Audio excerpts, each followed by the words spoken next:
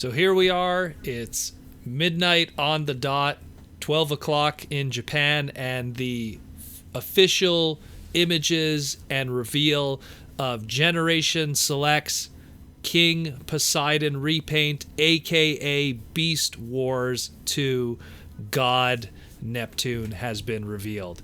And as expected, and as we hoped, it looks spectacular, but there's even more here than meets the eye, no pun intended.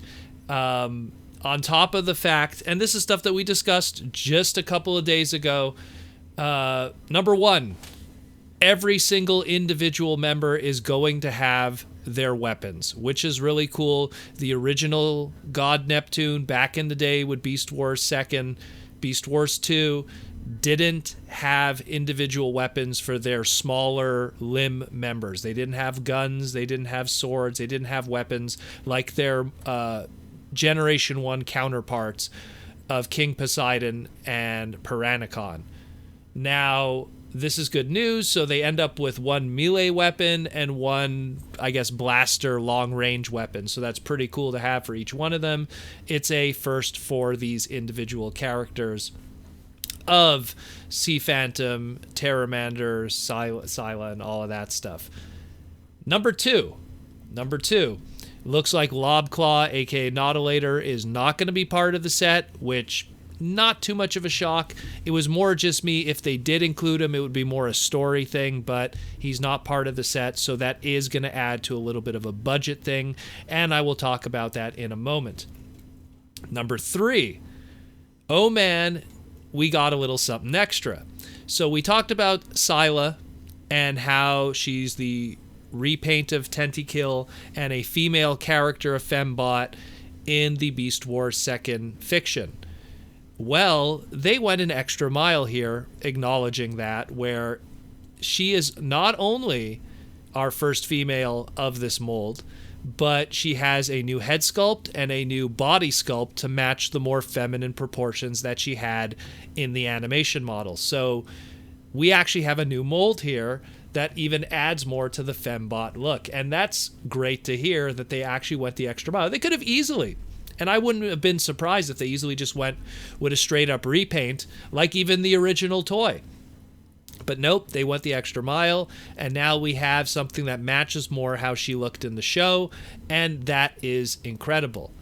The next thing, let's talk about distribution and price. So they are going to do this as a box set of 5, and it's only going to be 22,000 yen, which comes to about $205. Now, why is this a good thing? To give you some perspective, when Takara-Tomy's Mall's website was doing their box set for King Poseidon, the Seacon team, the original colors, it was 28,000 yen, which came to about $261. Compared to that of what I just mentioned before, $261 American for the Seacons, as opposed to $205 for God Neptune here. You're talking a $56 difference. And considering that, yes, okay, you're missing one member, but that one member not being there makes a difference of $56. And considering that the average Seacon was only $35 when you bought them individually, that's a lot of savings. You know, that is a lot of savings. So they're giving a big cut here. They could have easily just cut off like $35. It's $56 we're saving by just not having one Seacon member here. I don't know what leads to that much of savings, but that's just the case.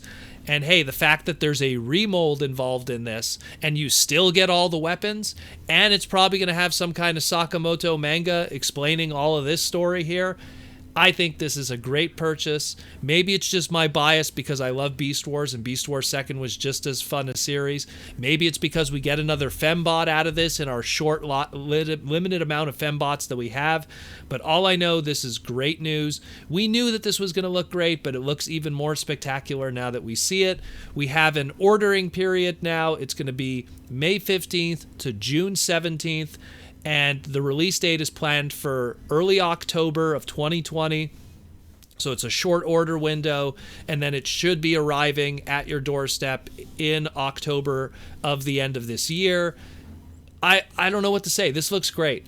This is definitely something that is going to be in my queue to pick up for sure. The fact that we get a new fembot is really a selling point for me, that they really, again, I was expecting just a straight up repaint. The fact that they actually went out of their way to retool her, to give her a unique look, is spectacular. That's super. The fact that they gave weapons with the characters was, while not completely unexpected, is welcome, because they didn't have to do that. These guys could have easily not had weapons, and it would have been true to the original source material. So this is great stuff. Super excited. Again, let's hope that we get some more Beast Wars stuff going into 2021, because we're going to be celebrating a 25th anniversary of the Beast Wars brand. This is just one of many ways to do it, but I'm excited. Let me know what you think about this. And I guess we're going to be getting Squid Lady, Half Shell, and the whole crew sooner than we think.